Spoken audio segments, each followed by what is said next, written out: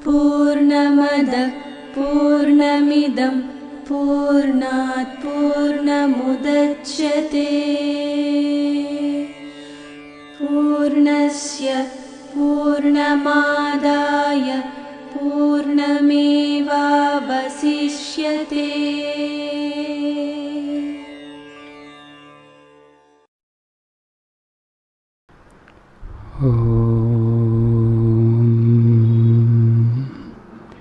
व्यासाय विष्णुरूपाय व्यासरूपाय विष्णवे नमो वै ब्रह्मनिधये वासिष्ठाय नमो नमः। नमो नमः नमो नमः। శ్రీమద్భగవద్గీత కర్మ సన్యాస యోగం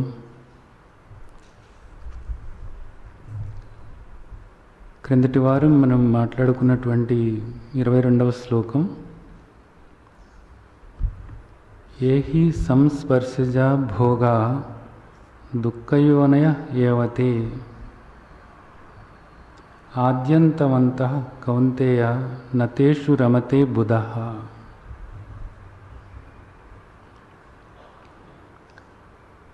ఏహి సంస్పర్శజా భోగా దుఃఖయో అనయో ఏవతే ఆద్యంతవంతః.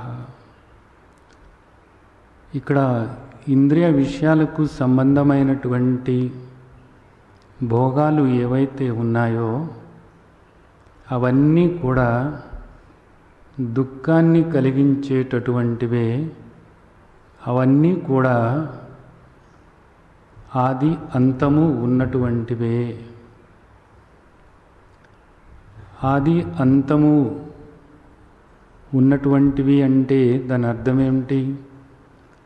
ఇప్పుడు కొంతమంది సిగరెట్లు కాలుస్తూ ఉన్నారనుకోండి, అది సుఖంగా అనిపిస్తూ ఉండవచ్చు, అదొక సంతోషాన్ని కలిగిస్తూ ఉండవచ్చు.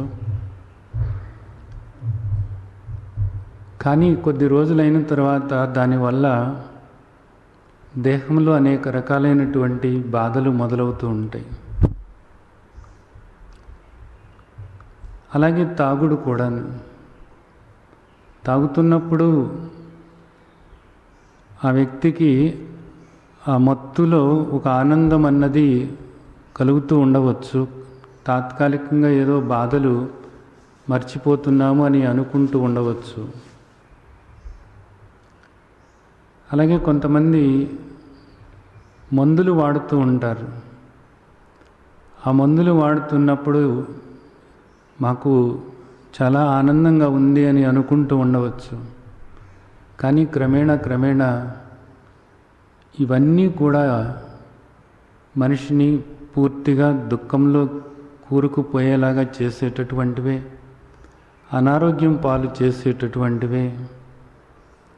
అటు ఆరోగ్యపరంగాను, ఇటు కుటుంబ సంబంధాల పరంగాను, వృత్తిపరంగాను, సామాజిక పరంగాను, అన్నిటిని మించి ఆధ్యాత్మిక పరంగాను అన్ని విధాలుగా కూడా నష్టమే తప్ప ఏ లాభము లేదు అనేటటువంటిది మనిషి తెలుసుకుంటాడు. ముందులో ఇవన్నీ కూడా ఏదో సంతోషాన్ని కలిగించినట్లుగానే ఉండవచ్చు, కానీ ఇవన్నీ కూడా దుఃఖమే కలిగిస్తాయి అనేది మనకు చెప్తున్నారు. అంటే ఇది ఒక సూత్రం ఇక్కడ మనకు చెప్తున్నారు. ఆది అంతము ఉన్నటువంటివి ఏవైనా సరే నీకు దుఃఖాన్ని కలిగిస్తాయి అంతే. అంటే ఏదో ఒకటి ఇప్పుడు నీ ముందుకు వచ్చింది అంటే వచ్చింది పోయేటటువంటిదే. ఇది నియమం అంతే. ఆది ఉంది అంటే అంతమన్నది ఉంటుంది. ఏదైనా సరే ఇప్పుడు కొన్ని అలవాట్లన్నీ కూడా నువ్వు ఇప్పుడు మొదలు పెడుతూ ఉంటావు. ఇక్కడ స్నేహాలు కానీ, లేదా ఇలాంటి దురలవాట్లు కానీ ఇలాంటివన్నీ కూడా ఇప్పుడు మొదలు పెడుతున్నావు అంటే నీ జీవితంలోకి వస్తూ ఉన్నాయి, వచ్చినాయి. ఆది ఇది. తర్వాత ఎప్పుడో ఇవన్నీ కూడా పోయేటటువంటివి. ఇవన్నీ కూడా ఇప్పుడు వచ్చినటువంటివి మళ్ళా పోయేటటువంటివే. ఇవన్నీ కూడా నీకు దుఃఖాన్ని కలిగిస్తూ ఉంటాయి అనేది ఒక నియమం, ఒక సూత్రంలాగా మనకు ఈ శ్లోకంలో చెబుతున్నారు. అంటే ఇది తెలుసుకున్నటువంటి వాళ్ళు నతేషు రమతే బుధ, ఈ సూత్రం ఏదైతే ఉందో ఈ సూత్రం తెలుసుకున్న వాళ్ళు వీటి నుంచి సుఖం కావాలి అని కోరుకోరట. వీటి వల్ల సుఖం పొందాలి అని, వీటి ద్వారా ఆనందం పొందాలి అని, వీటి ద్వారా శాంతి పొందాలని, వీటి ద్వారా సంతృప్తి పొందాలని తెలిసినవాడు ఎవడూ కూడా అనుకోడట. బుధ అంటే జ్ఞానంతో ఉన్నటువంటి వాడు. జ్ఞానం తెలిసినటువంటి వాడు ఎవ్వడూ కూడా వీటి నుంచి ఈ ఆద్యంతాలు ఉన్నటువంటి ఈ విషయాలు ఏవైతే ఉన్నాయో ఇంద్రియాలకు సంబంధమైనటువంటి ఈ విషయాలు, శబ్ద స్పర్శ రూప రసగంధాలు, ఈ శబ్ద స్పర్శ రూప రసగంధాల నుంచి వచ్చేటటువంటి సుఖాన్ని, ఆనందాన్ని, తృప్తిని, శాంతిని తెలిసినవాడెవడు కూడా కోరుకోడట. ఇవి కావాలి అని కోరుకోడు. అవి వాటంతట అవి వస్తే సరే, అంతేకాని వాటంతట అవే వస్తే అంటే తాగమనో లేకపోతే సిగరెట్ తాగమనో కాదు నేను చెప్తున్నది. ఇక్కడ శబ్ద స్పర్శ రూప రసగంధాలు అన్నప్పుడు నువ్వు ఒక పాట, మంచి పాట వింటున్నావు అనుకో, ఆ పాట మొదలైంది, నీకు ఆనందాన్ని తీసుకొచ్చింది. ఒక 3-4 నిమిషాల తర్వాత ఆ పాట అయిపోతుంది. ఆది అంతము ఉంది ఆ పాటకు. అలాంటిది నీకు తీసుకొచ్చేటటువంటిది ఎప్పుడూ కూడా నీకు మళ్ళా దుఃఖమే కలిగిస్తుంది. ఎందుకంటే అది ఆగిపోయింది, మళ్ళీ దుఃఖం కలుగుతుంది. ప్రతిదీ కూడా ఆ విధంగా నువ్వు ఆలోచించినప్పుడు ఇలాంటి వాటిని ఎప్పుడూ కూడా కోరుకోడట. అంటే ఏమైంది? ఇప్పుడు ఆది అంతము లేనటువంటిది అసలు ఏది? ఇక్కడ మనం అనుభవిస్తున్నటువంటివన్నీ కూడా ఈ భోగము ఏదైతే ఉందో, ఈ సుఖానుభూతి ఏదైతే ఉందో, ఈ ఆనందం ఏదైతే ఉందో, ఇవన్నీ కూడా దేని నుండి మనం పొందుతున్నాము? శబ్ద స్పర్శ రూప రస గంధాల నుండి, ఈ 5 నుండి మనం పొందుతున్నాము. ఈ 5 కూడా ఎలాంటివి అంటే, వీటి నుంచి వచ్చేటటువంటి ఆనందము ఎలాంటిదంటే ఆది అంతము ఉన్నటువంటిదే. మరిప్పుడు జ్ఞాని ఎలాంటి ఆనందం కావాలని కోరుకుంటాడు అంటే ఒక శాశ్వతమైనటువంటి ఆనందం, ఆది అంతము లేనటువంటి, ఆది అంతము లేనటువంటి ఆనందం కోరుకుంటాడు. అలాంటి ఆనందం మరి దేనివల్ల వస్తుంది? మనకు తెలిసి ఈ శబ్ద స్పర్శ రూప రసగంధాలే ఇక్కడ మనకు కనపడేటటువంటివి. వీటి నుంచి వచ్చేటటువంటి ఆనందం అన్నది అశాశ్వతమైంది, పైపెచ్చు ఇది మళ్ళీ మనకు దుఃఖమే కలిగిస్తుంది అనేది మనం అర్థం చేసుకుంటున్నప్పుడు, శాశ్వతమైనటువంటి ఆనందం దేనివల్ల పొందుతాము అంటే శాశ్వతమైనటువంటి దాన్ని పట్టుకున్నప్పుడు మాత్రమే ఆనందం పొందగలము. అలాంటి ఆనందం, అలాంటి శాశ్వతమైనటువంటిది ఏది అంటే కేవలము ఆత్మానందము మాత్రమే. ఆ ఆత్మ ఏదో కాదు, నీ యొక్క యథార్థమైనటువంటి స్వరూపమే. నీ యొక్క యథార్థమైనటువంటి స్వరూపమే. నీవు దేహము అనుకుంటున్నావు, దేహం కాదు, నువ్వు ఆత్మవై ఉన్నావు, ఆత్మస్వరూపమై ఉన్నావు. దేహంగా కాకుండా యథార్థమైనటువంటి ఆత్మస్వరూపమైనటువంటి నిన్ను నీవు తెలుసుకుని నీవు నీవుగా ఉన్నప్పుడు నీకు అర్థమవుతుంది. ఏమర్థమవుతుంది అంటే నీవు శాశ్వతమైనటువంటి ఆనంద స్వరూపానివి, నిత్య ఆనంద స్వరూపానివి, నిత్య సుఖ స్వరూపానివి, నిత్య శాంత స్వరూపానివి అనేది నీకు అర్థమవుతుంది. అలాంటప్పుడు ఇంకా మరి దేని నుండో నాకు ఆనందం కావాలి అనేటటువంటి కోరిక రానే రాదు అనేటటువంటిది ఇక్కడ ఈ శ్లోకంలో చెబుతున్నారన్నమాట. అర్థమైన వాళ్ళేమో అర్థమయ్యి తన్ను తాను తెలుసుకుని తన స్వరూప సుఖం ఏదో ఆ సుఖానుభూతిగా తాను ఉన్నప్పుడు ఇంకా దేన్ని కూడా కోరడు. ఇది మనం క్రిందటి వారం మాట్లాడుకున్నాం ఈ శ్లోకం గురించి. అలా కాకుండా ఎవరైతే ఉంటారో వాళ్ళు మాత్రం పూర్తిగా ఈ దుఃఖంలో కూరుకొని పోయి ఉంటారు అనేది మనం అర్థం చేసుకోవాల్సినటువంటి విషయం. అయితే ఇక్కడ ఇలాంటి సుఖం పొందాలి అంటే నీకు అర్థమైంది బాగానే ఉంది, నీవు శాంత స్వరూపమే సుఖస్వరూపమే అనేటటువంటిది నీకు అర్థమైంది. మరి దేని నుంచి కూడా నువ్వు కోరటం లేదు. ఇప్పుడు నేను సుఖంగా ఉన్నాను, ఎందుకంటే నన్ను నేను ఆ విధంగా చూసుకున్నప్పుడు నేను సుఖస్వరూపంగానే శాంతస్వరూపంగానే ఉన్నాను.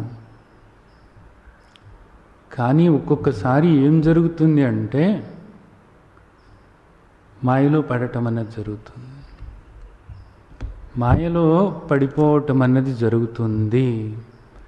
మాయలో పడిపోయినప్పుడు ఏమవుతుందంటే మరలా అది కావాలి ఇది కావాలి అనేటటువంటి ఒక భావన ఏర్పడుతుంది. కావాలి అనేటటువంటి భావనతో పాటే ఇది వద్దు అనేటటువంటి భావన కూడా ఏర్పడుతుందన్నమాట. వీటి వల్ల ఏమవుతుందంటే రాగద్వేషాలు ఇవే, రాగము ద్వేషము, ఒకటేమో కావాలి అని ఒకటేమో వద్దు అని. ఈ రాగద్వేషాల వల్ల ఏమవుతుందంటే కామక్రోధాలు ఏర్పడతాయి. ఇదే కామక్రోధాలు అంటే, ఇవే కామక్రోధాలు అంటే.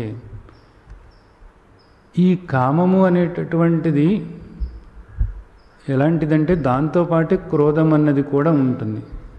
కామము అన్నప్పుడు కేవలము కావాలి అనే కాదు, వద్దు అనేటటువంటిది కూడా కోరికే. ఇది నా ముందు ఉండకూడదు అనేది కోరికే, ఇది నాకు కావాలి అనేటటువంటిది కోరికే. రెండు కూడా కామం అన్నప్పుడు సానుకూలమైనటువంటి కోరిక, ప్రతికూలమైనటువంటి కోరిక. వద్దు అన్నది కోరికే, కావాలి అన్నది కోరికే. దాంతోపాటే క్రోధము అంటే కోపం కూడా దాని వెనకాలే నీడలాగానే ఉంటుంది. ఇది అందరికీ కూడా అనుభవం అయ్యేటటువంటి విషయమే. అయితే ఇప్పుడు ఇక్కడ మనకి శ్రీమద్ భగవద్గీతలో 23వ శ్లోకంలో ఏం చెప్తున్నారు అంటే శక్నోతి హైవ యః సోఢుం ప్రాక్ శరీర విమోక్షణాత్ కామక్రోధోద్భవం వేగం సయుక్తః ససుఖీ నరః. శక్నోతి హైవ యః సోఢుం ప్రాక్ శరీర విమోక్షణాత్ కామక్రోధోద్భవం వేగం సయుక్త ససుఖీ నరః అంటున్నారు. ఇక్కడ యః అన్న మాటతో మొదలుపెట్టారు. అంటే సాధకుడు ఎవరైతే ఉన్నారో సాధకుడు గురించి మాట్లాడుతున్నారు. ఇప్పుడు ఇదంతా కూడా మనకు సాధన పరంగా అందిస్తున్నారు. ఈ అధ్యాయంలో చాలా అద్భుతమైనటువంటి శ్లోకాలు. సాధకుడికేమో ఇవన్నీ కూడా సాధన, ఒక స్థితికి చేరినటువంటి వాడికేమో ఇదంతా ఫలము అవుతుంది. ఒక జ్ఞాన దృష్టితో నిరంతరము ఉండేటటువంటి యోగికి ఇవన్నీ కూడా సాధన యొక్క ఫలాలుగా అందుతూ ఉంటాయి. ఆ ఫలాల్ని ఆస్వాదిస్తూ ఉంటాడు. సాధకుడేమో ఇక్కడ చెప్పిన విషయాలను ఆచరణలోకి తీసుకోవటానికి ప్రయత్నం చేస్తూ ఉండాలి. భగవద్గీతలో అనేక సార్లు ఏంటంటే ఫలము సాధన రెండు కూడా ఇద్దరికీ ఉపయోగపడేలాగా, అంటే ఒక జ్ఞాని ఏ ఫలాల్ని ఆస్వాదిస్తున్నాడు అనేది మనం అర్థం చేసుకోవటానికి ఉపయోగపడతాయి. ఒక సాధకుడు ఏవి ఆచరణలో పెట్టుకోవాలి అనేటటువంటివి కూడా మనకు అర్థమవుతుంటాయి. భగవద్గీత ఆ రెంటిని కూడా మనకు అందిస్తూ ఉంటుందన్నమాట. ఇక్కడ ప్రత్యేకించి ఈ శ్లోకాలన్నీ కూడా అలాంటివి అన్నమాట. ఇక్కడ ఏమంటున్నారు? కామ క్రోధోద్భవం వేగం, ఇదే జీవితంలో సంసారము అంటే, ఇదే దుఃఖము అంటే ఇదే. కామ క్రోధాల యొక్క వేగము ఏదైతే ఉందో ఆ వేగాన్ని సాధకుడు అదుపులో ఉంచుకోవాలట. ఎప్పటి వరకు అదుపులో ఉంచుకోవాలి? ప్రాక్ శరీర విమోక్షణాత్ అన్నారు. ప్రాక్ శరీర విమోక్షణాత్ అంటే ఈ దేహం విడిసిపోయే ముందు వరకు, అంటే ఈ దేహం రాలిపోయే ముందు వరకు కూడా ఆచరణలో పెట్టుకోవాలట. అదేమిటి? జ్ఞాని తను ఒకసారి ఆ జ్ఞాన దృష్టి ఏర్పరచుకున్నప్పుడు ఈ కామక్రోధాలు ఇలాంటివన్నీ కూడా ఒక్కసారిగా మాయమైపోతాయేమో కదా అనేటటువంటి అభిప్రాయం చాలామందికి ఉంటుంది. అలా కాదు. మహాత్ముల జీవితాలు మనం చూసినట్లయితే అనేక సందర్భాల్లో వాళ్ళు స్పష్టంగా చెప్పారు, ఈ మాయ నన్ను మెలిపెడుతుంది అనేటటువంటిది అనేక సార్లు చెప్పటం జరిగింది. అయితే అక్కడ తేడా ఏమిటంటే, మాయ మెలిపెట్టడానికి సిద్ధంగా ఉన్నప్పుడు, ఆ ప్రయత్నం చేస్తూ ఉన్నప్పుడు జ్ఞాని దాన్ని గుర్తించి ఆ మాయలో నుంచి బయటపడగలుగుతాడు. అజ్ఞాని అయితే ఆ మాయలో పడిపోతాడు.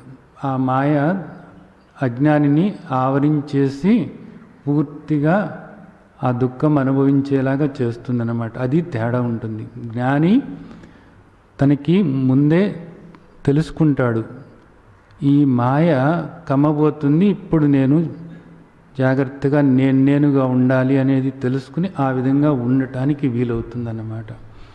కాబట్టి దీన్ని బట్టి మనకు అర్థమైంది ఏంటంటే, ఈ కామక్రోధాల యొక్క వేగాన్ని సాధకుడైనా సరే, జ్ఞాని అయినా సరే, ఎవరైనా సరే ఈ వేగాన్ని అదుపులో ఉంచుకోవాలి. ఎప్పటి వరకు అదుపులో ఉంచుకోవాలి అంటే చివరి క్షణం వరకు కూడా. చివరి క్షణం వరకు కూడా, ఈ దేహం రాలిపోయేటటువంటి క్షణం వరకు కూడా అదుపులో ఉంచుకోవాలి. ఇక్కడ ఏంటంటే ఈ శ్లోకానికి కొంతమంది అంటే ఈ దేహం పోకముందే నీవు అదుపులో ఉంచుకోవాలి అని రాయటం జరిగింది. కానీ భగవత్పాదులు వారు దీనికి స్పష్టంగా ఏం చెప్పారు అంటే, దేహం రాలిపోక ముందే కాదు, అది సరైనటువంటిది కాదు. దేహం రాలిపోక ముందే నీవు ఈ కామక్రోధాలను అదుపులో ఉంచుకోవాలి అనేటటువంటిది కాదు. దేహం రాలిపోయే క్షణం వరకు కూడా నీవు అదుపులో ఉంచుకోవాలి అనేటటువంటిది భగవత్పాదుల వారు స్పష్టంగా చెప్పినటువంటి విషయం. ఇది ఎంతో ముఖ్యమైనటువంటి విషయం అన్నమాట. దేహం రాలిపోయే ముందు ఎప్పుడోసారి మనం దీన్ని అదుపులో పెట్టుకోవచ్చు అనుకుంటారు. ఆ విధంగా చూసినట్లయితే అంటే ఇంకా మనం ఎప్పుడుకో చనిపోతాము, ఇప్పటి నుంచి మనకు తొందర ఎందుకు, ఈ లోపులో ఈ కామక్రోధాల యొక్క వేగంలో పడి మనం నలుగుతూ ఉన్నాం. నలగటమే, అక్కడ సుఖపడటం అన్నది ఏం లేదు నిజానికి. ఇక్కడ ఈ రాగద్వేషాలు అనేటటువంటివి ఎప్పుడూ కూడా మనిషిని దుఃఖానికి గురి చేస్తూనే ఉంటాయి. రాగద్వేషాలే నిజానికి ఇక్కడ సంసారం అంటే రాగద్వేషాలే అంతే. ఈ రాగద్వేషాలే నీకు దుఃఖాన్ని కలిగిస్తూ ఉంటాయి అన్నది. అందుకోసం ఇక్కడ మనం గుర్తుంచుకోవాల్సింది ఏంటి అంటే, చివరి క్షణం వరకు కూడా ఎరుకతో జాగ్రత్తగా ఉండాలి. కామక్రోధాల యొక్క వేగం మనకు అంటకుండా ఉండేలాగా, ఆ కామక్రోధాల ఈ వేగం మనలో లేకుండా, ఈ దేహంలో లేకుండా ఉండేలాగా మనం చేసుకుంటూ ఉండాలి అనేది ఇక్కడ మనకు అర్థమవుతుంది. అలా ఉన్నప్పుడే వాడు సుఖంగా ఉంటాడు. సయుక్త ససుఖీ నరా అన్నారన్నమాట. అది ఎప్పుడు సాధ్యమవుతుంది? సయుక్త, నిరంతరము కూడా యుక్తుడై ఎవరైతే ఉంటారో వాడికి సాధ్యమవుతుంది. చిత్తం ఆత్మన్యేవావతిష్టతే నిస్పృహ సర్వకామేభ్యో. చిత్తం ఆత్మన్యేవావతిష్టతే, నిరంతరము కూడా ఆత్మభావనతో ఉండి తన్ను తాను ఆత్మస్వరూపంగా చూసుకుంటూ ఎవరైతే ఉంటారో అలాంటి వాళ్ళు మాత్రమే ఈ వేగం నుండి బయటపడగలుగుతారు. లేనప్పుడు దానిలో కూరుకుపోతారు. అది ఒక మహాప్రవాహం, వేగమైనటువంటి ఒక ప్రవాహం ఉందనుకోండి. ఆ ప్రవాహానికి మనం అక్కడ నిలబడినట్లయితే కొట్టుకుపోతామన్నమాట. చివరికి ఎక్కడ తేల్తామో తెలియదు, చివరికి సముద్రంలో కలిసిపోతాం. అంత వేగంగా ఉంటుంది. ఒక్కొక్కసారి మనం కృష్ణానది చూస్తూ ఉంటాం. వరద నది వచ్చినప్పుడు ఎంతో వేగంగా ఆ ప్రవాహం సాగుతూ ఉంటుంది. ఇక్కడ విజయవాడ బ్యారేజ్ దగ్గరికి వెళ్ళి కొంచెం ఆ ప్రవాహంలోకి వెళితే ఇంకా వెళ్ళి ఎక్కడికి కలుస్తామంటే ఏ అంశల దీవిలోనో సముద్రంలో కలిసిపోవటమే జరుగుతుంది అన్నమాట. అంత వేగం అది. దానికన్నా కూడా మనోవేగము అనేటటువంటిది ఎన్నో వేల రెట్లు ఎక్కువైనటువంటిది, అతి ప్రమాదకరమైనటువంటిది కూడాను. అక్కడ మనం ఆ కృష్ణమ్మ వేగంలో పడిపోతూ ఉంటే ఓ గంటలోనో 2 గంటల్లోనో సముద్రంలో కలిసిపోతాం. కృష్ణలో కలిసిపోయిన తర్వాత ఇంకా ఊపిరి ఆగిపోతుంది. ఆ తర్వాత సముద్రంలో కలిసిపోతాం. కానీ ఈ వేగము అనేటటువంటిది అలా పోయేటటువంటిది కాదు. ఒకసారి అలవాటు పడితే దీనికి ఇంకా జీవితమంతా కూడా మనల్ని దుఃఖానికి గురి చేస్తూనే ఉంటుంది. కాబట్టి దీని నుంచి నువ్వు బయటపడాలి అంటే ఒకటే మార్గం ఏమిటి? నిరంతరము కూడా యుక్తుడవై ఉండాలి నీవు. అంటే నిరంతరము కూడా ఆత్మస్వరూపంగా నిన్ను నీవు భావన చేసుకుంటూ ఉండాలి. ఇక్కడ ఈ దేహము అనేటటువంటిది అనిత్యమైనటువంటిది. ఈ దేహము అనేటటువంటిది మిథ్య. ఈ దేహము మిథ్య అనుకున్నప్పుడు, ఇది అనిత్యము అనుకున్నప్పుడు, ఈ దేహంతో పాటు ఈ మనస్సు కూడా అనిత్యమైనటువంటిదే. ఈ మనస్సు కూడా మిథ్యా వస్తువే. ఈ దేహంతో కలిసే ఉంది ఇది కూడాను. వీటికి వేరుగా ఈ దేహానికి, ఇంద్రియాలకు, మనస్సుకు, ఆత్మకు వేరుగా నీవు కేవలము ఆత్మస్వరూపమై ఉన్నావు. వీటిని గమనించేటటువంటి సాక్షి చైతన్య స్వరూపమై ఉన్నావు. ఈ మారేటటువంటి వాటికి, దేహంతో సహా ఈ మారేటటువంటి వాటికి నీవు ద్రష్టవై ఉన్నావు. ఇది నిరంతరము కూడా నీవు గమనించుకుంటూ ఇవన్నీ కూడా అనిత్యమైనటువంటివి, ఇవన్నీ కూడా మిథ్యా వస్తువులే అయి ఉన్నాయి. వీటికి ఏ అస్తిత్వము కూడా లేనే లేదు. నేను ఆత్మస్వరూపమై ఉన్నాను అని ఆత్మగా నీ లక్షణాలను నువ్వు గుర్తు చేసుకుంటూ ఉన్నప్పుడు మాత్రమే ఈ కామక్రోధాల యొక్క వేగం నీవు జయించగలుగుతావు అనేటటువంటిది ఇక్కడ మనకు చెబుతున్నారన్నమాట. తర్వాత ఇది కూడా ఇంకొక మాట ఇక్కడ, శక్నోతి హైవా అంటే ఇక్కడే ఇప్పుడే ఈ జన్మలోనే ఇది నువ్వు చేయాలి అంటున్నారు. ఈ జన్మ ఉండగానే, ఇప్పుడు నీవు జీవించి ఉండగానే దేహం రాలిపోయే అంతవరకు కూడా నీవు ప్రయత్నం చేస్తూ ఉండాలి. ఎందుకోసము అన్నారు అంటే, ఇప్పుడు అన్న మాట ఎందుకు వాడారు ఈ శ్లోకంలో అంటే, మరలా నీకు ఎప్పటికి మానవ జన్మ వస్తుందో తెలియదు కాబట్టి కొన్ని వేల జన్మలు పడతాయి అన్నది మనకు మహాత్ములు చెబుతున్నారు. ఈ మానవ జన్మ దుర్లభమైనటువంటిది. ఈ జన్మ నీవు వృధా చేసుకున్నట్లయితే ఇంకా తర్వాత నీకు ఎన్ని వేల జన్మలు వస్తాయో అసలు లెక్కే లేదు. మరలా ఎప్పటికీ మానవ జన్మ వచ్చేనో చెప్పలేము. కాబట్టి దొరికినటువంటి ఈ అవకాశాన్ని నీవు సద్వినియోగం చేసుకోవాలి.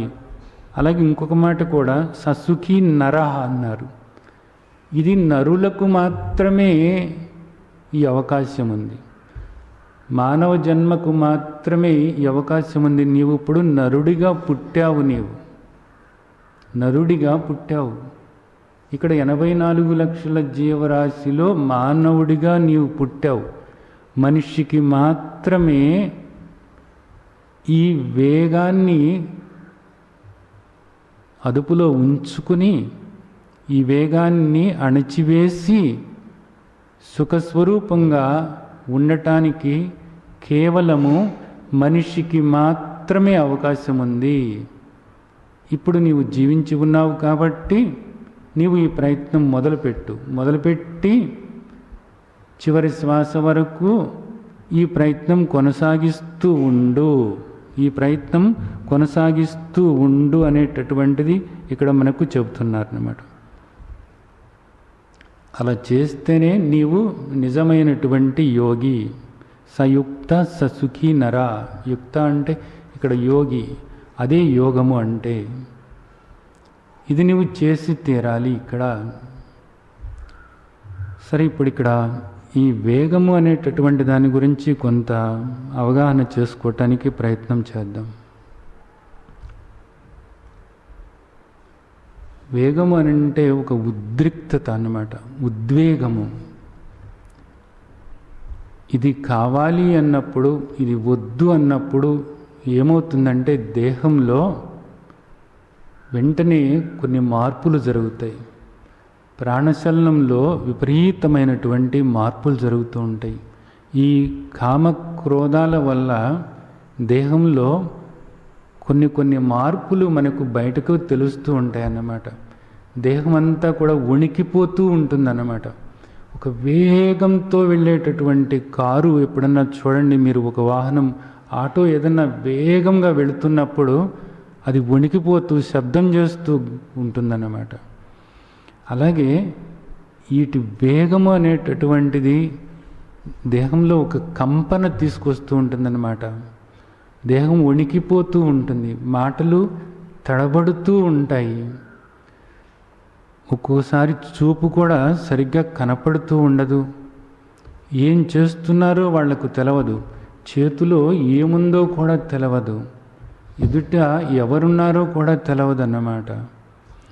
ఇవన్నీ కూడా ప్రతి వాళ్ళు కూడా అనుభవంలో ఉన్నటువంటి విషయాలే కాబట్టి అనుభవానికి తెచ్చుకోవచ్చు. ఇవన్నీ కూడా అనుభవంగానే ఉన్నాయి.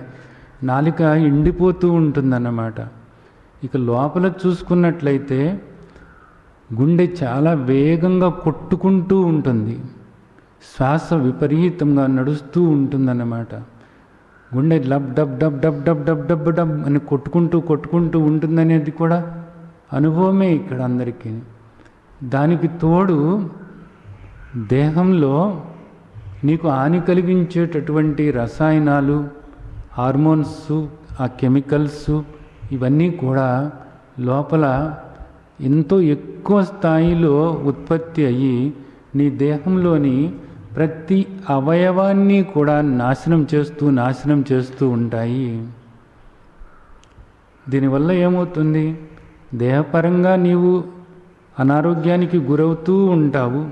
ఈ వేగాన్ని నీవు అదుపు చేసుకోనప్పుడు, కామక్రోధాల వల్ల కలిగేటటువంటి ఈ తీవ్రమైనటువంటి వేగాన్ని నీవు అదుపు చేసుకోనప్పుడు నీ దేహానికి హాని కలిగించుకుంటూ ఉంటావు.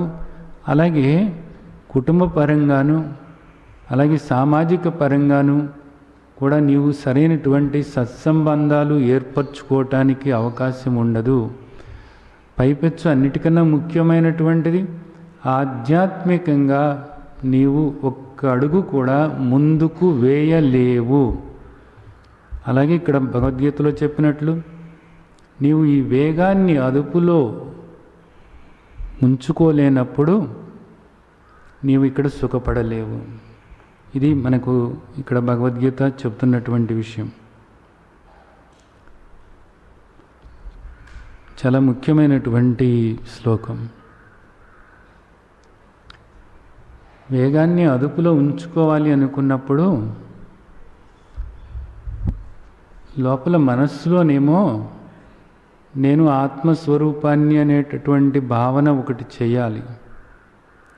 ఆత్మస్వరూపంగా నీవు నీ స్వరూపాన్ని, నీ లక్షణాలను గుర్తు చేసుకుంటూ ఉండాలి.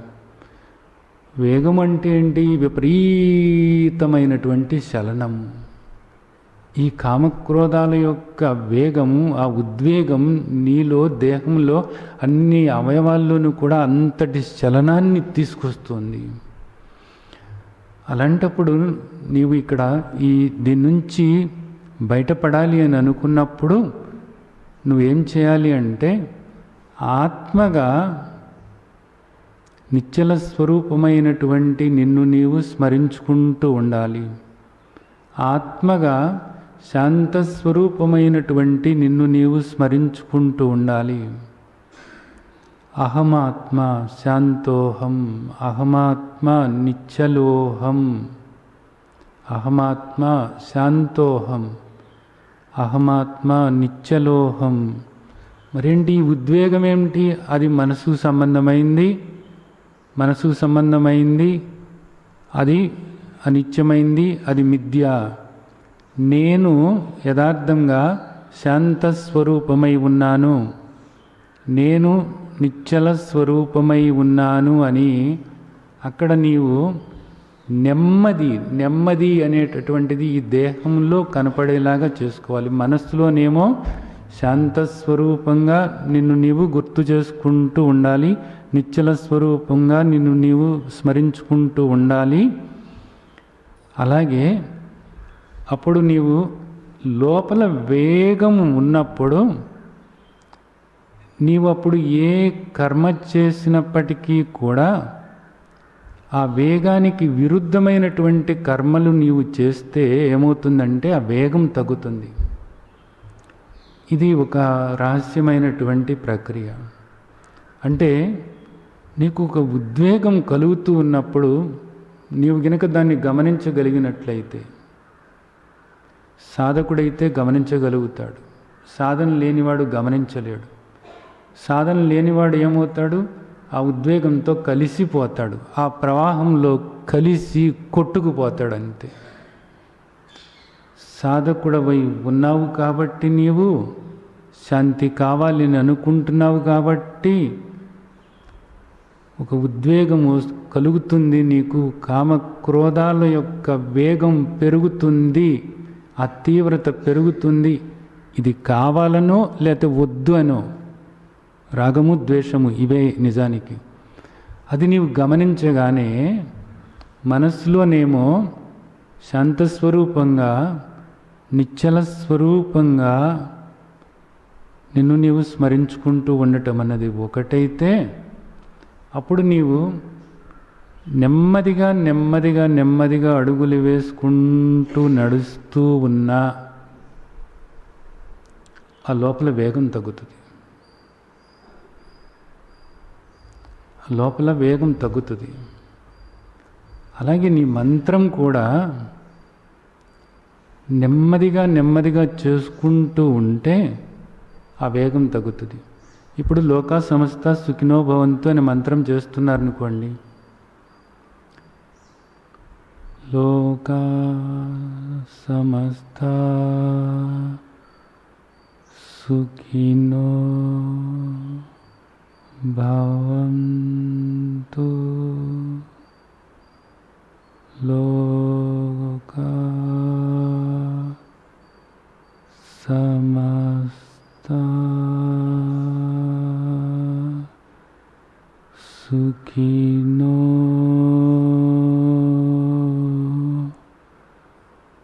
భవంతు.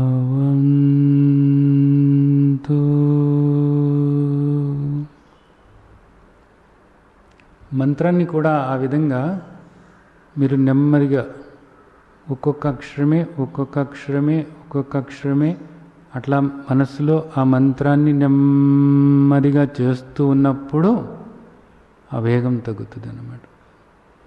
ఇక్కడ ఏమవుతుందంటే ఈ వేగంతో పాటు ఒకే విషయం మీద మనస్సు కేంద్రీకృతమవుతుంది. ఇది ఇక్కడ వేగం అన్న మాట ఒక్కటే ఇక్కడ మనకి చెప్పారు.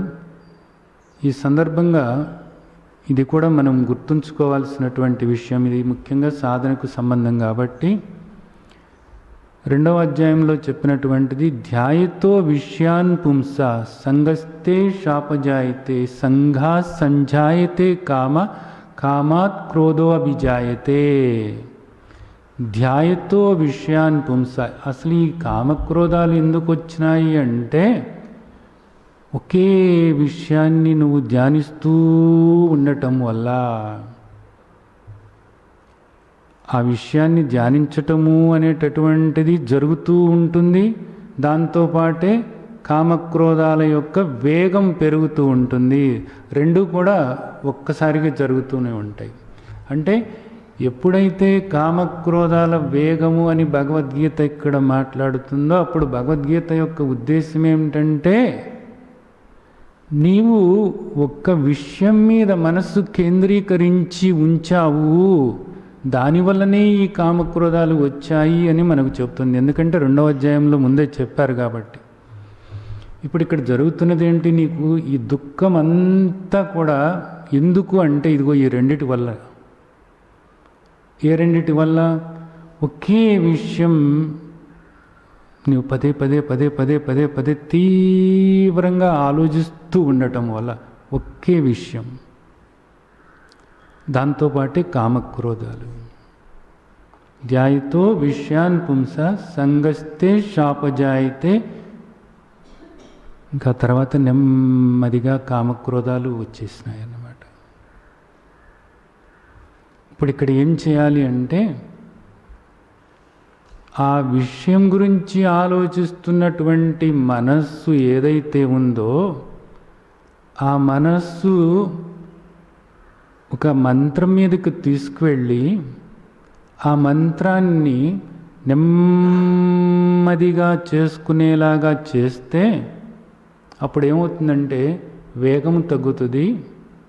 అలాగే ఏ విషయమైతే నువ్వు ధ్యానిస్తున్నావో ఆ విషయం నుంచి నీ ధ్యానం దేని మీదకి వెళుతుంది? మంత్రం మీదకి వెళుతుంది అన్నమాట. అంటే ఏకకాలంలో మీరు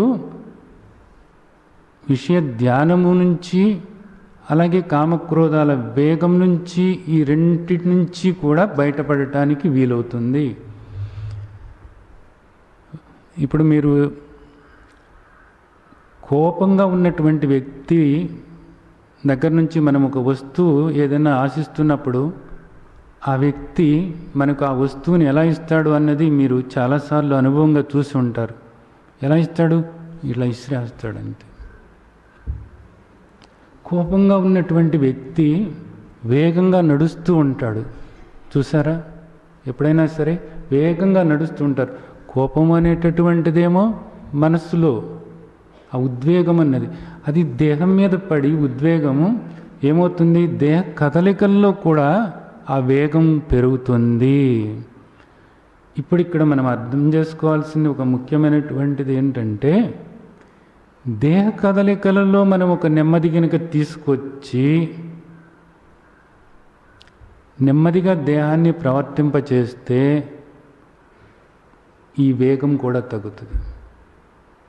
అంటే నీవు ఇందాక నేను చెప్పాను, నెమ్మదిగా అడుగులో అడుగేసుకుంటూ మంత్రం నెమ్మదిగా మనస్సులో ఒక్కొక్క అక్షరమే లోపల అలాగా స్మరించుకుంటూ వెళితే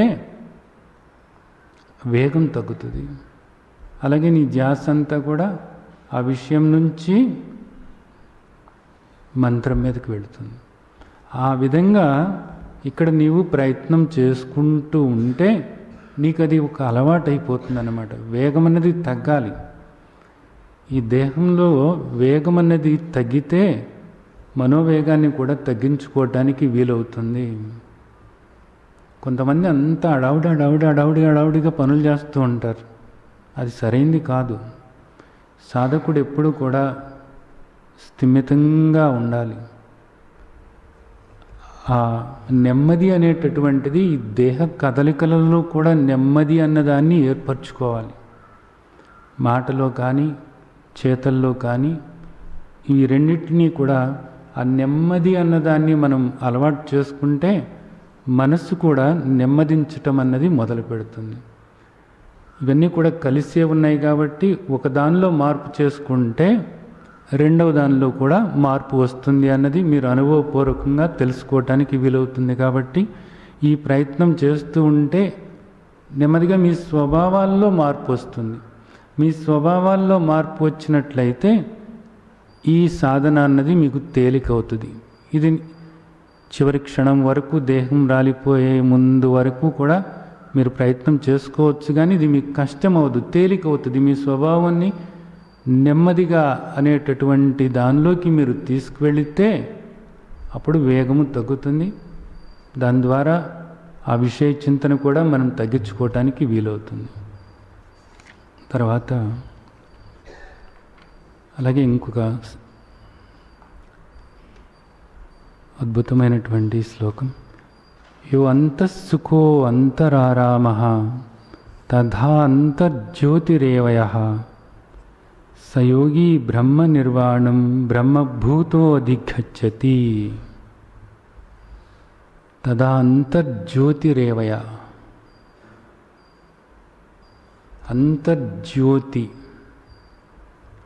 జ్యోతి అనేటటువంటి మాటకు అర్థం ఏమిటి అంటే ప్రకాశింపచేసేటటువంటిది. ప్రకాశము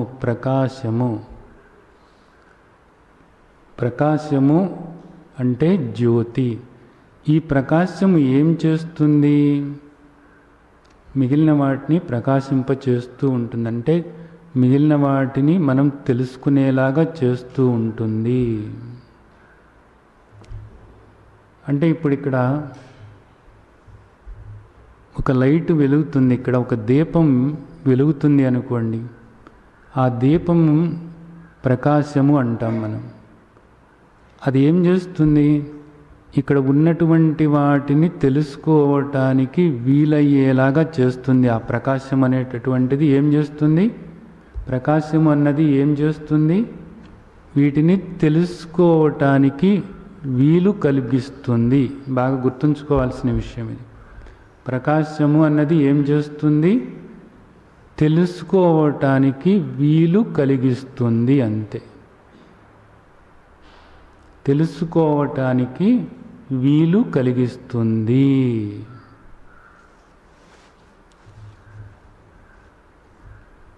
ఈ ప్రకాశము ఎక్కడ ఉంది? ఈ జ్యోతి ఎక్కడ ఉంది? ఈ ప్రకాశాన్నే జ్యోతి అంటున్నారు. ఇప్పుడు ఈ ప్రకాశము ఎక్కడ ఉంది? సూర్యుని ప్రకాశము అంటాం, చంద్రుని ప్రకాశము అంటాం, నక్షత్రాల యొక్క ప్రకాశము అంటాం, దీప ప్రకాశము అంటాం, దీపాల నుండి వచ్చేటటువంటిది. వీటన్నిటినీ కూడా మనం ప్రకాశము అని అంటున్నాము.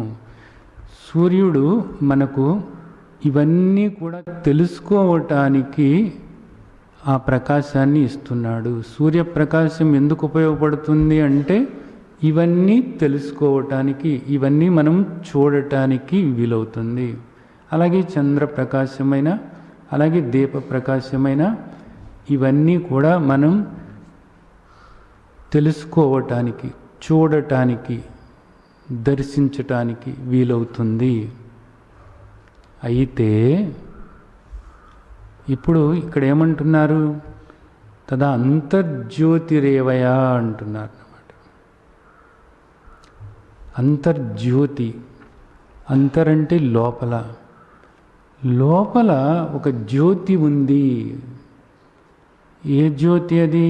అదే ఆత్మజ్యోతి, అదే ఆత్మ ప్రకాశము. ఏం చేస్తుంది ఈ ఆత్మ ప్రకాశం? ఈ దేహంలో ఉండి ఆత్మ ప్రకాశము ఏం చేస్తుంది అంటే ఇవన్నీ కూడా తెలుసుకుంటూ ఉంది. ఇవన్నీ కూడా ఉన్నాయి అనేది తెలుసుకుంటూ ఉంది ఈ ఆత్మ ప్రకాశము. ఆత్మ ప్రకాశం అంటే తెలుసుకోవటమే. ఇప్పుడు వీటన్నిటినీ కూడా తెలుసుకుంటున్నటువంటిది ఏది అంటే ఆత్మ ప్రకాశమే. వేటిని తెలుసుకుంటుంది ఆత్మ ప్రకాశము అంటే? మనస్సును తెలుసుకుంటుంది, మనస్సులో ఆలోచనలు తెలుసుకుంటుంది. అలాగే ఈ ఇంద్రియాలు ఏ విషయాలనైతే లోనికి తీసుకొస్తున్నాయో ఆ విషయాలన్నిటినీ కూడా తెలుసుకుంటుంది. ఇది ఉంది అని చెప్పటానికి ఏదైనా సరే కావలసినటువంటిది ఏమిటి అంటే ప్రకాశం. ఇది ఉంది అని ఎవరైనా సరే ఏదైనా చెప్పాలి అంటే అక్కడ కావాల్సిందేమిటి? ప్రకాశం కావాలి. సూర్యప్రకాశం లేదనుకోండి, ఇదంతా చీకటిగా ఉందనుకోండి, ఏది ఉంది అని మనం చెప్పలేం. అలాగే ఒక దీపం లేదనుకోండి, ఆ గదిలో ఇది ఉంది, ఇక్కడ ఉంది, ఇది ఉంది అని మనం ఏం చెప్పలేం. ప్రకాశం అనేటటువంటిది ఇది ఉంది అని చెప్పటానికి వీలయ్యేటటువంటిది. ఇప్పుడు మనస్సు ఉంది అని తెలుసుకుంటున్నది ఎవరు? మనస్సు ఉంది అని చెప్తున్నది ఎవరు? నీ జ్ఞానమే. నీవు ప్రకాశం, నీ ప్రకాశమే, నీ జ్ఞానమే, నేను ఉన్నాను అనేటటువంటి స్ఫురణే ఈ ప్రకాశము. నిజానికి నీవే చెప్తున్నావు మనస్సు ఇలా ఉంది, అలా ఉంది, మనస్సులో ఈ ఆలోచనలు ఉన్నాయి, మనస్సులో ఇప్పుడు ఈ ఆలోచనలు లేవు అని చెప్తున్నది ఎవరు? నీవే. అలాగే ఈ ఇంద్రియాలు ఈ పనులు చేస్తున్నాయి అని చెప్తున్నది ఎవరు అని గ్రహిస్తున్నది ఎవరు? నీవే. అలాగే సూర్యుడు ఒకడు ఉన్నాడు అని చెప్తున్నది ఎవరు? నీవే అయి ఉన్నావు. చంద్రుడు ఒకడు ఉన్నాడు అని చెప్తున్నది ఎవరు? నీవే అయి ఉన్నావు. అలాగే ఈ దీపాలు అన్నీ కూడా ఇలా వెలుగుతున్నాయి అని చెప్తున్నది ఎవరు? నీవే అయి ఉన్నావు. అంటే ఈ జగత్తులో ఏదైనా సరే ఇది ఉంది అని చెప్పాలి అంటే ఎవరు అవసరమవుతున్నారు? నీవే అవసరమవుతున్నావు. సూర్యచంద్రుల దగ్గర నుంచి ఈ గ్రహాలు కానీ నక్షత్రాలు కానీ మరేవైనా సరే ఇక్కడ ఈ దేహంలోని ఇంద్రియాలు, వాటి కదలికలు ఇవేవైనా సరే ఉన్నాయి అని చెప్పాలి అని అంటే నీవే కారణము. నీవు ప్రకాశ స్వరూపమై ఉన్నావు. ప్రకాశం అంటే ఏం లేదు, జ్ఞానము. జ్ఞానం అంటే తెలుసుకోవటము, తెలుసుకుంటూ ఉన్నావు. అంటే వీటన్నిటినీ సాక్షిగా గమనిస్తూ ఉన్నావు. గమనిక అన్న, ప్రకాశము అన్న, ఎరుక అన్న, జ్యోతి అన్న ఇవన్నీ కూడా ఒకటే అర్థం. నేను అనేటటువంటి స్ఫురణ ఏదైతే ఉందో ఆ నేను అనేటటువంటిదే ఇదంతా కూడా. ఇక్కడ ఏం చెబుతున్నారు? ఎవరైతే ఈ కామక్రోధాల యొక్క వేగాన్ని అదుపులో ఉంచుకుంటారో వాళ్ళు ఎప్పుడూ కూడా ఏ విధంగా ఉంటారట? అంతర్జ్యోతిరేవయా.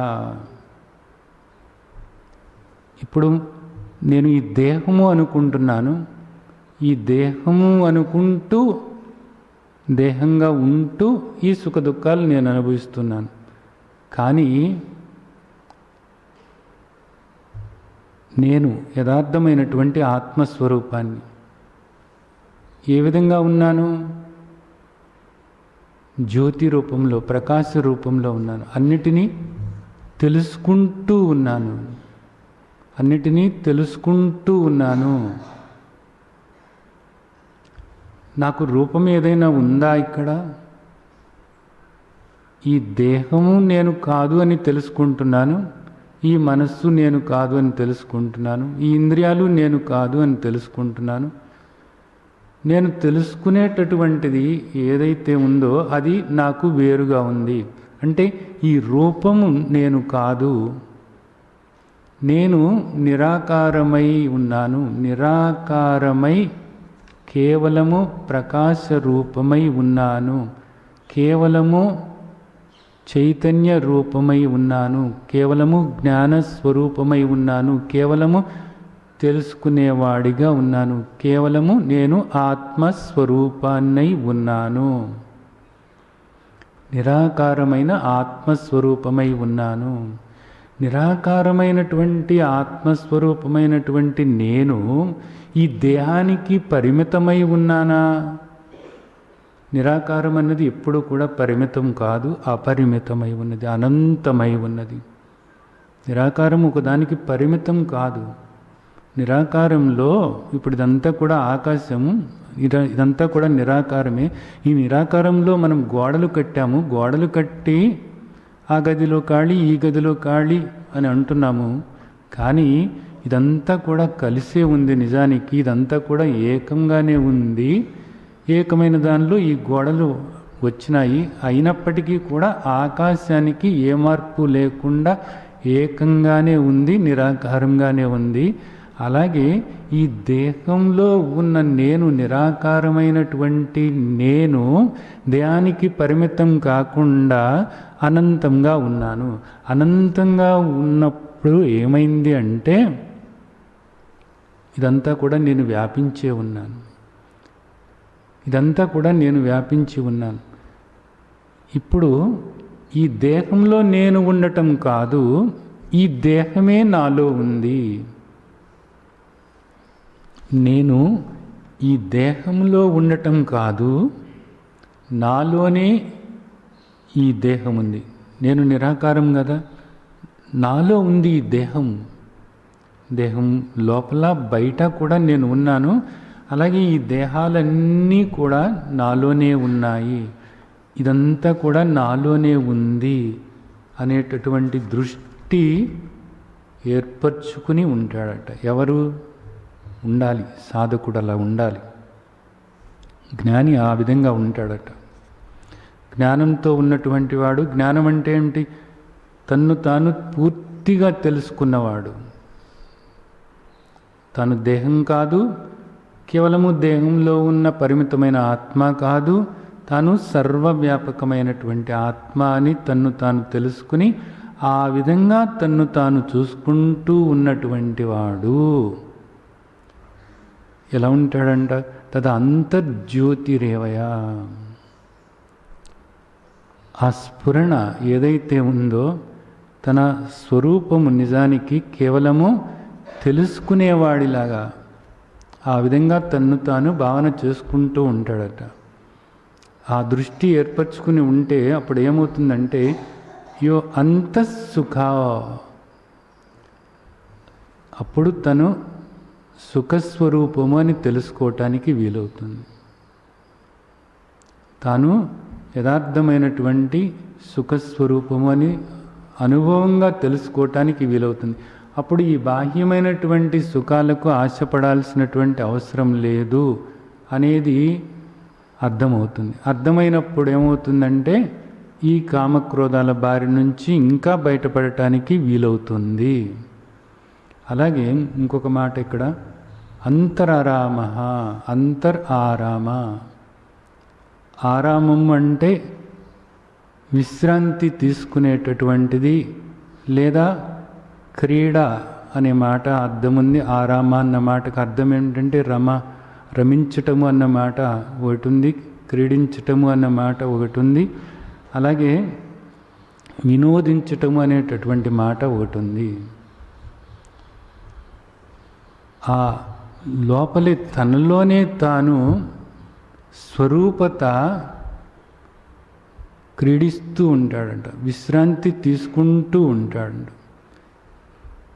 ఇదంతా తనలోనే జరుగుతుంది అనుకున్నప్పుడు ఈ వినోదాన్ని చూస్తూ విశ్రాంతిగా ఉంటాడట. అంటే ఏ చలనము లేకుండా ఇక్కడ జరిగేటటువంటి దేనికి కూడా అలజడి, ఆందోళన, అశాంతి, బాధ, భయము, ఆవేశము, ఆక్రోశము ఇలాంటివి ఏవి కూడా లేకుండా, ఏ రాగద్వేషాలు కూడా లేకుండా కేవలము సాక్షి చైతన్య స్వరూపంగా ఆనందిస్తూ ఉంటాడట లోపల.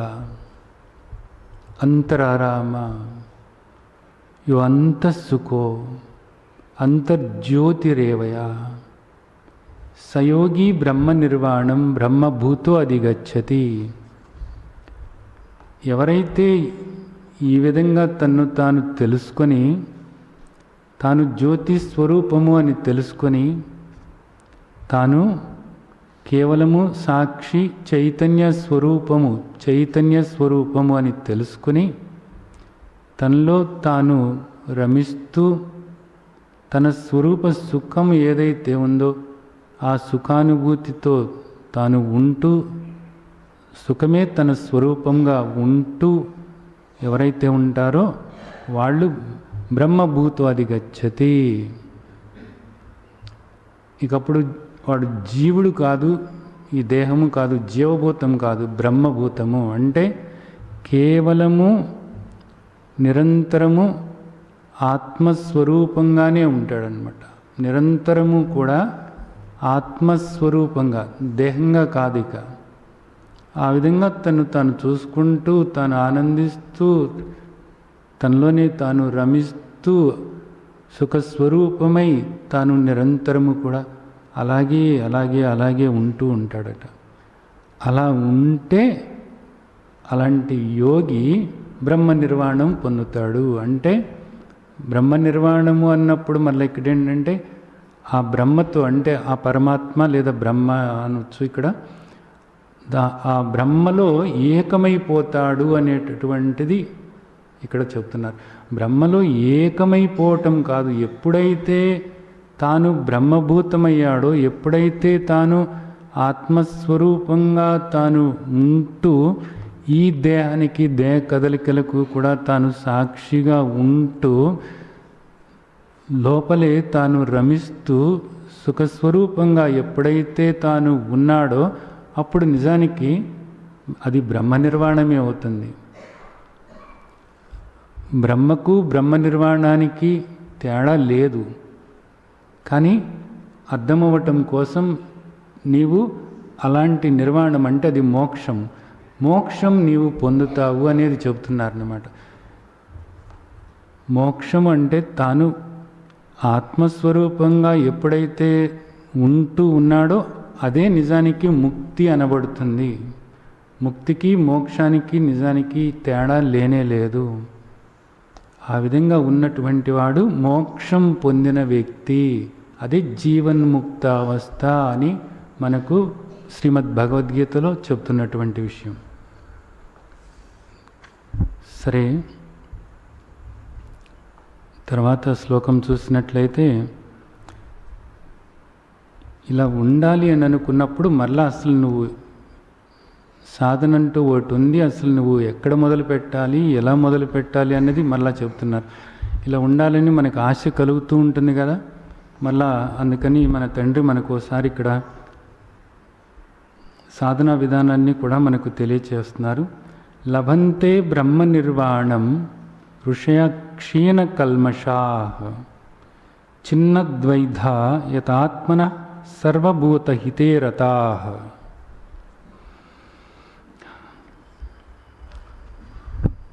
బ్రహ్మ నిర్వాణం పొందినటువంటి ఋషులు ఎలాంటి వాళ్ళు అంటే వాళ్ళు ఎలా ఉంటారు అనేటటువంటిది ఇక్కడ ఈ శ్లోకంలో చెబుతున్నారు. అయితే ఇక్కడ మనకు సాధనగా ఈ శ్లోకాన్ని మనం అర్థం చేసుకోవాల్సి ఉంది. 4 విషయాలు చెప్పారు ఇక్కడ.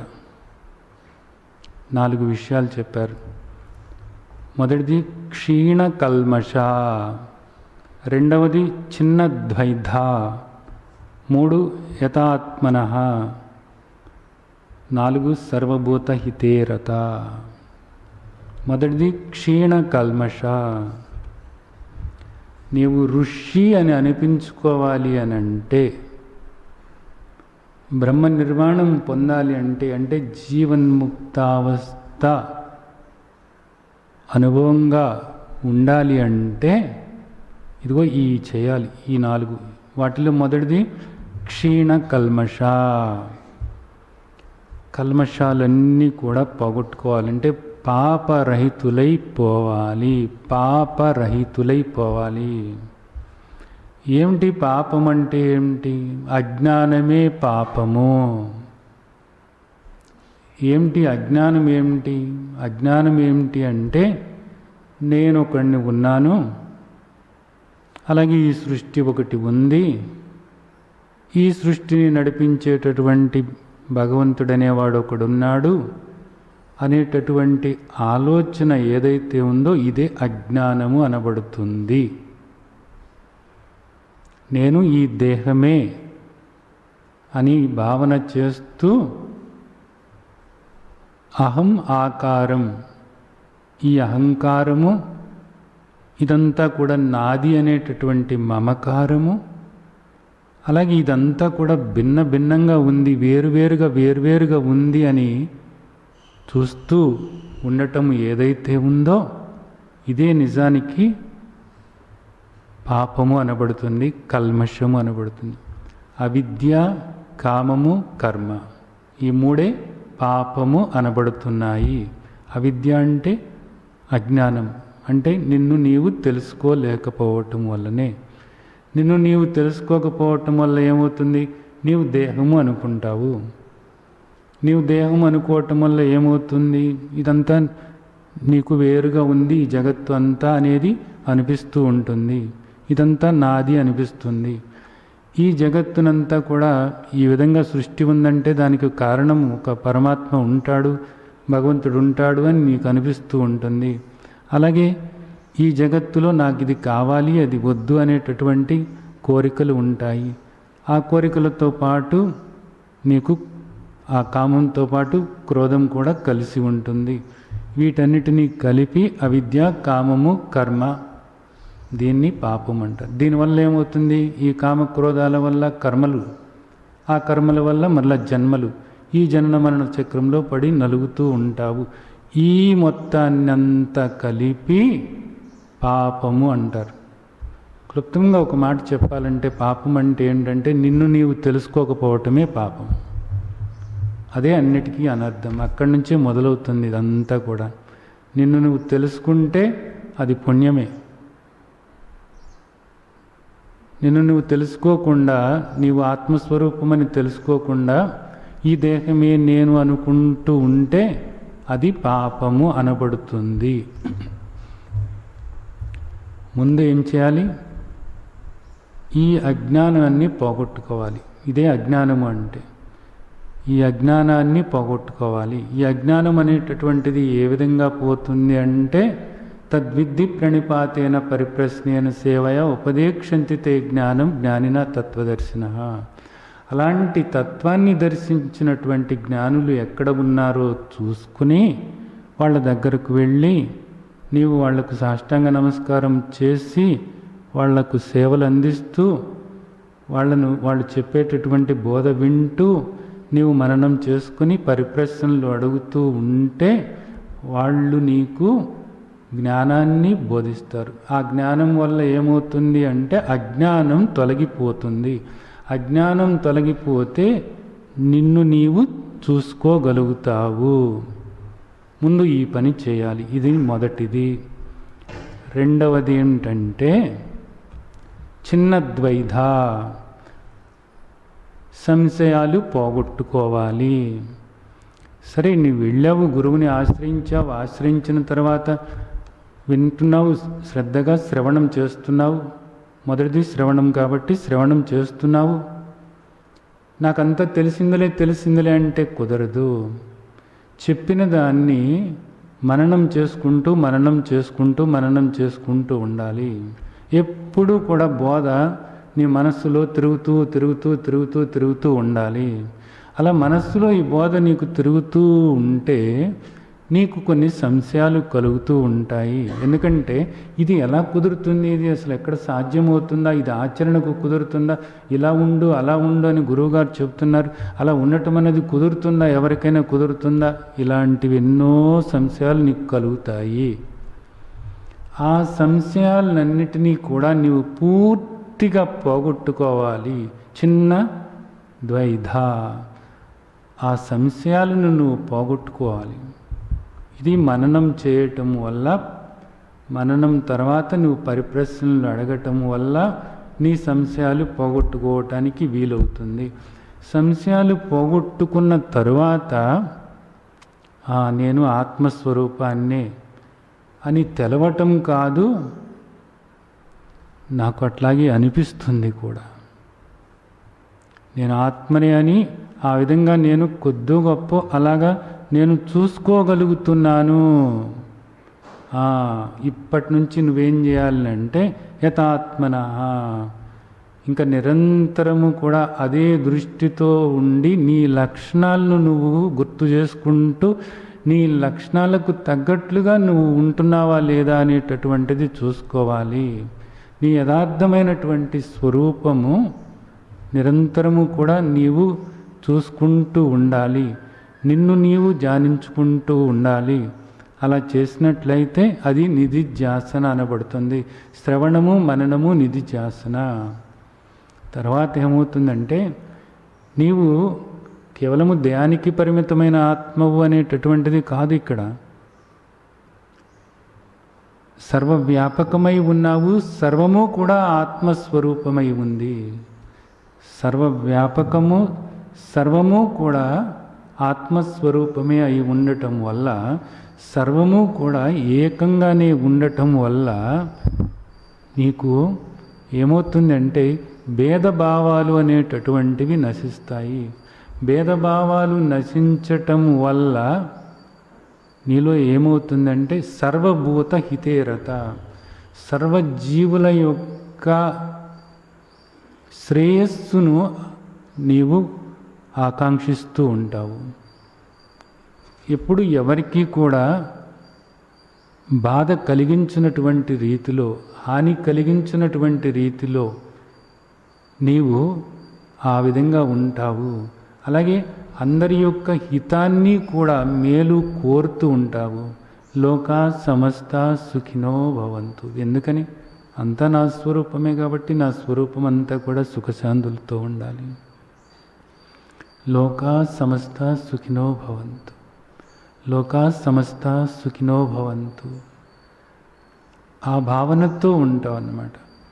మనస్సులో కూడా ఎవరి పట్ల, ఏ జీవి పట్ల కూడా వ్యతిరేకమైనటువంటి భావన లేకుండా, ద్వేషం అన్నది అసలు లేనే లేకుండా అన్ని జీవుల పట్ల కూడా ఒక సమభావన ఏర్పరచుకొని వాటితో వ్యవహరించేటప్పుడు ఆయా జీవుల యొక్క స్వభావాలను బట్టి అక్కడ ప్రవర్తించుతూ ఉండటం అన్నది, బాహ్యంగా ప్రవర్తించుతూ ఉండటం అన్నది వేరు.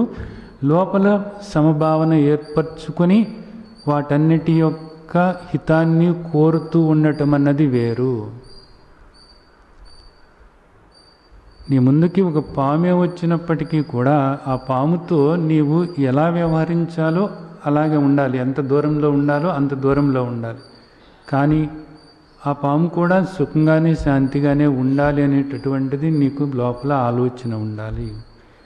అలాగే ఒక దుర్మార్గుడు నీ ముందుకు వచ్చినప్పుడు అతనితో ఏ విధంగా ఎంతవరకు ఉండాలో అంతవరకు ఉండాలి. లోపల మాత్రం అతను కూడా శాంతిగా సంతోషంగా సంతృప్తిగా ఉండాలి అనేటటువంటి ఒక భావన ఏర్పరచుకుని ఉండాలి. ఇది ఇక్కడ మనకు చెప్తున్నటువంటి విషయం. ఇలా చేసినప్పుడు లభంతే బ్రహ్మ నిర్వాణం. అప్పుడు నీవు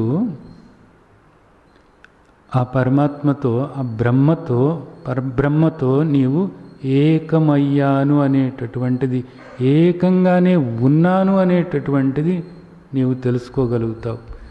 ఇంకా వేరుగా కాదు, ఏకమవటం కాదు, అదే నీవు అనేటటువంటిది నీవు తెలుసుకోగలుగుతావు అనేది మనకు ఇక్కడ ఈ శ్లోకంలో చెప్తున్నటువంటి విషయం. తర్వాత శ్లోకంలో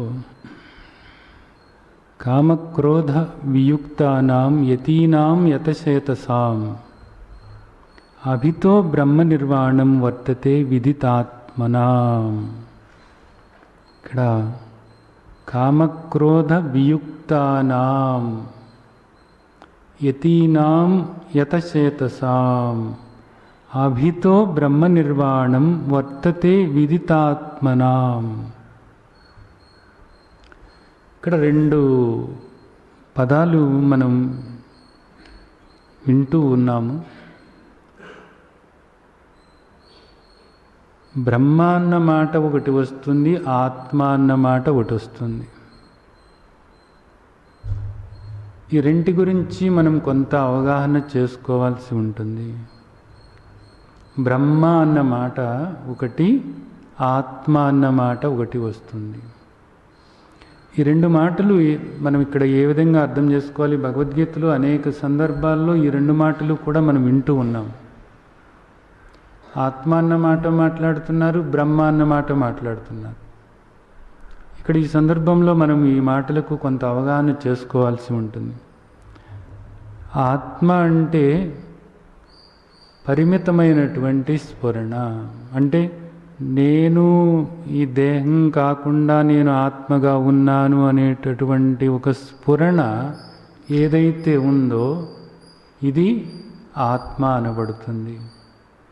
ఇది కొద్దిపాటి అవగాహన చేసుకుని శాస్త్రం చెప్పినటువంటి దాన్ని శ్రద్ధగా శ్రవణం చేసి ఆ విధంగా మననం చేసుకుంటూ నైవ కించిత్ కరోమితి యుక్తో మన్యేత తత్వవిత్ పశ్యన్ శృణ్వన్ స్పర్శన్ జిఘ్రన్ అశ్చన్ గచ్చన్ స్వపన్ శ్వాసన్ ప్రలపన్ విసృజన్ గృహ్ణన్ నిమిషన్ నిమిషన్ అపి ఇంద్రియాణి ఇంద్రియార్థేషు వర్తంతి ఇది ధారయాన్. ఈ విధంగా నిరంతరము ఎవరైతే ఉంటూ ఉంటారో ఆ సాధకుడు దేహానికి వేరుగా నేను ఉన్నాను అనేటటువంటి ఒక అనుభవం పొందటం అన్నది జరుగుతుంది. తేలిగ్గానే, ఇది కష్టం అవసరం లేదు, తేలిగ్గానే ఈ అనుభవాన్ని పొందటానికి వీలవుతుంది. అప్పుడు నేను దేహం కాదు, నేను ఆత్మను. దేహానికి వేరుగా, దేహానికి ద్రష్టగా, మనస్సుకు కూడా సాక్షిగా కేవలము చైతన్య స్వరూపమై నే ఉన్నాను, నిరాకార ఆత్మస్వరూపంగా ఉన్నాను, దేహానికి వేరుగా ఉన్నాను అనేటటువంటి భావన ఏర్పరచుకోవచ్చు. ఇది ఇక్కడ ఆత్మ అన్న మాట మాట్లాడుతున్నారు. మరి బ్రహ్మ అన్న మాట ఏమిటి? ఇదేమిటంటే ఇది పరిమితమైనటువంటి జ్ఞానం. ఇది పరిమితమైనటువంటి జ్ఞానం అన్నమాట. దేహానికి పరిమితమైన జ్ఞానం ఇది. అలా కాకుండా ఆత్మ అంటే నేను కేవలము దేహంలోనే ఉండి దేహాన్ని కదలికలను గమనించేటటువంటి పరిమితమైనటువంటి ఆత్మను కాదు, దేహానికి వేరుగా ఉన్నటువంటి నిరాకారమైనటువంటి పరిమితమైన ఆత్మను కాదు, కేవలము మనస్సును గమనించేటటువంటి పరిమితమైనటువంటి సాక్షి చైతన్యాన్ని కాదు, నేను సర్వవ్యాపకమై సర్వము నేనైన నేను సర్వగతమై ఉన్నాను అని సర్వగతమైనటువంటి నన్ను నేను అన్నిటా అంతటా నన్నే నేను చూసుకుంటూ ఉంటే అది పరిపూర్ణమైనటువంటి జ్ఞానము. ఆ పరిపూర్ణమైనటువంటి జ్ఞానమే బ్రహ్మ అనబడుతుంది. అంటే ముందు నీవు ఆత్మగా నీవు నిన్ను తెలుసుకుంటే ఆ తరువాత ఆ పరిపూర్ణమైనటువంటి జ్ఞానస్వరూపమే బ్రహ్మమే నీవు అని తెలుసుకోగలుగుతావు. అయమాత్మ బ్రహ్మ, అహం బ్రహ్మస్మి, తత్వమసి, సర్వం కల్విదం బ్రహ్మ, సర్వం కల్విదం బ్రహ్మ, అంతా కూడా బ్రహ్మమే, ఇదంతా కూడా బ్రహ్మమే. ఇదంతా అన్న మాట మాట్లాడుతున్నాం కానీ ఇదంతా అన్నది లేదు. నిజానికి అంతా ఉన్నది ఒక్కటే. ఏకమేవ అద్వితీయం బ్రహ్మ, ఏకమేవ అద్వితీయం బ్రహ్మ, అయమాత్మ బ్రహ్మ, అహం బ్రహ్మస్మి, అహం బ్రహ్మస్మి, అయమాత్మ బ్రహ్మ. ఈ వాక్యాలు ఎప్పుడు కూడా గుర్తుంచుకుంటూ ఉండాలి. మహావాక్యాలు అనబడుతున్నాయి ఉపనిషత్తుల్లో, మనకి మహర్షులు అందించినటువంటి మహత్తరమైన వాక్యాలు. ఆ వాక్యాలని ఇప్పుడు మనకి భగవద్గీత ఈ రూపంలో చెప్పటం జరుగుతుంది. ఇక్కడ ఏమంటున్నారు? కామక్రోధ వియుక్తానాం యతీనాం యతచేతసాం.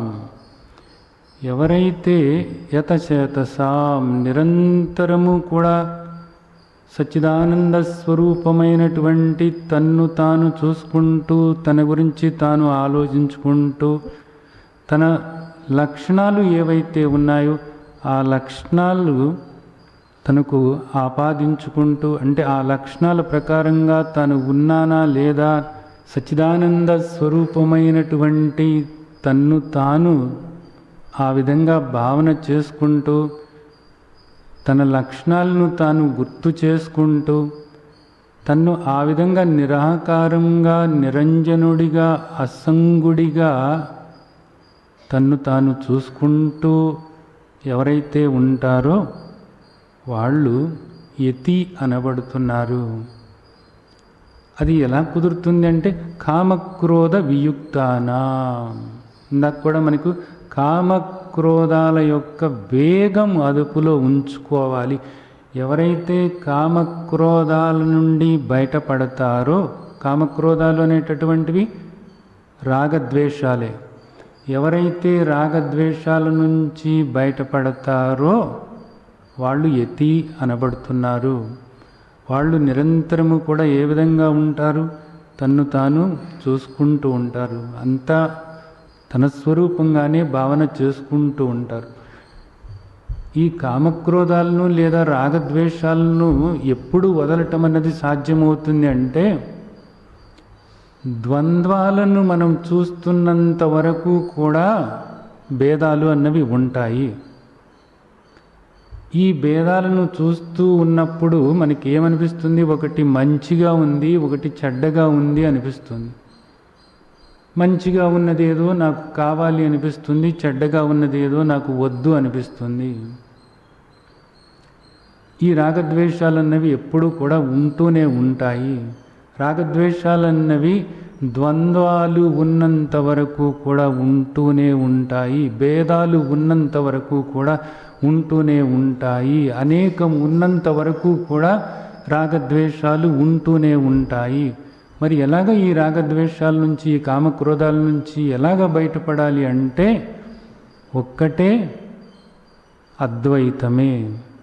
ద్వైతం ఉన్నంత వరకు కూడా, ద్వైత దృష్టి ఉన్నంత వరకు కూడా రాగద్వేషాలు ఉంటాయి, వాటితో పాటు కామక్రోధాలు ఉంటాయి. ఎంత పోగొట్టుకుందాము అన్నా కానీ ఈ ఇంద్రియాలు ఈ ద్వైతాన్ని చూస్తూనే ఉంటాయి, ఈ భేదాలు చూస్తూనే ఉంటాయి. అలా చూస్తూ ఉన్నప్పుడు వాటితో పాటు రాగద్వేషాలు కనపడుతూనే ఉంటాయి, వస్తూనే ఉంటాయి. కాబట్టి ఈ ద్వంద్వ దృష్టి పోయి అంతా కూడా ఆత్మస్వరూపంగా, అంతా కూడా ఆత్మస్వరూపంగా ఎవరైతే చూస్తారో అది యతశాతసాం. ఈ ప్రయత్నం, యత్నము అంటే ప్రయత్నము, యత్నము అంటే ప్రయత్నము, యతచేతసాం అంటే నిరంతరము కూడా ఎవరైతే ఈ ప్రయత్నం చేస్తూ ఉంటారో, అంటే ఇదంతా కూడా ఏకమైనటువంటి ఆత్మే. సర్వం కల్విదం బ్రహ్మ, సర్వం కల్విదం బ్రహ్మ.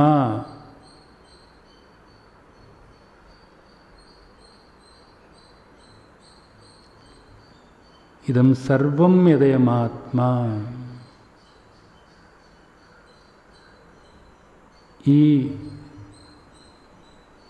మహావాక్యాలు ఎప్పుడు కూడా లోపల గుర్తుంచుకుంటూ ఉండాలి. గుర్తుంచుకుంటూ ఉండి ఆ ప్రయత్నం చేస్తూ ఉంటే అప్పుడు ఏమవుతుంది, ఈ రాగద్వేషాల నుంచి బయటపడటానికి వీలవుతుంది. తన్ను తానేమో ఆత్మస్వరూపంగా చూసుకుంటూ ఉండాలి. విదితాత్మనాం అంటే ఆత్మస్వరూపంగా తను నిశ్చల స్వరూపము. ఇందాక నేను మీకు చెప్పాను, తను నిశ్చల స్వరూపము, తను శాంత స్వరూపము అని తన్ను తాను ఆ విధంగా గుర్తించటం అన్నది ఒకటి.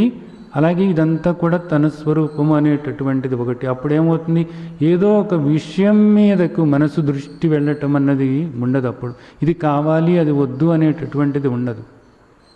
అంతా కూడా సమానంగానే ఆ దృష్టి ఏర్పరచుకోవటానికి వీలవుతుంది.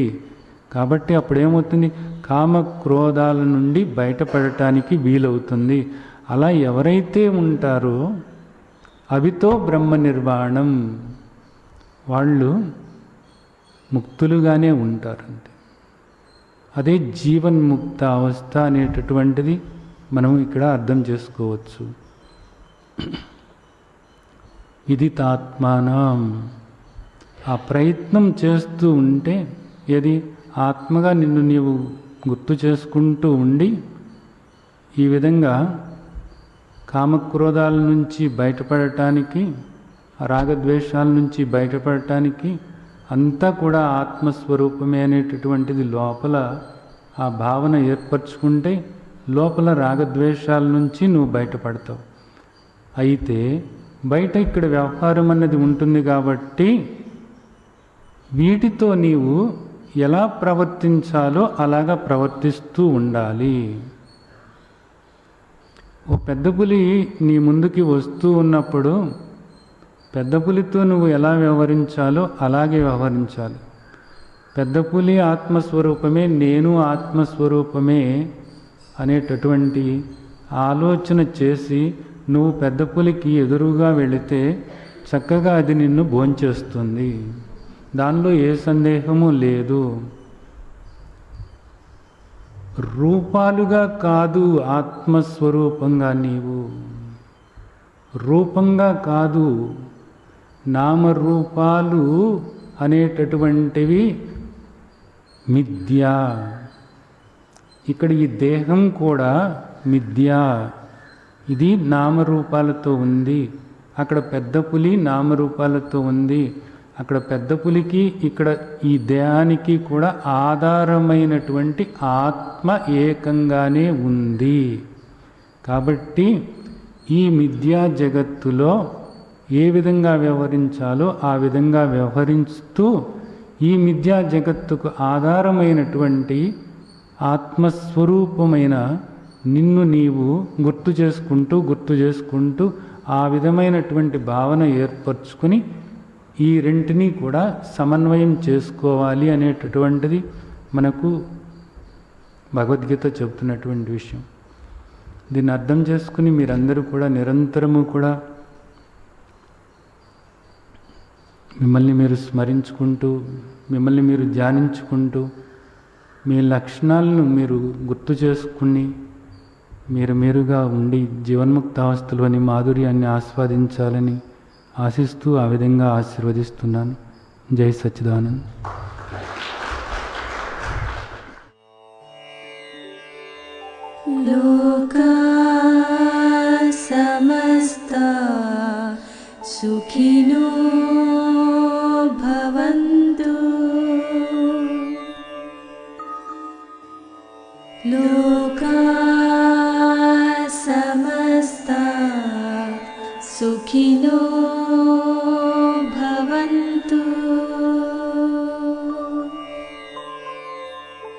లోకా సమస్తా సుఖినో భవంతు.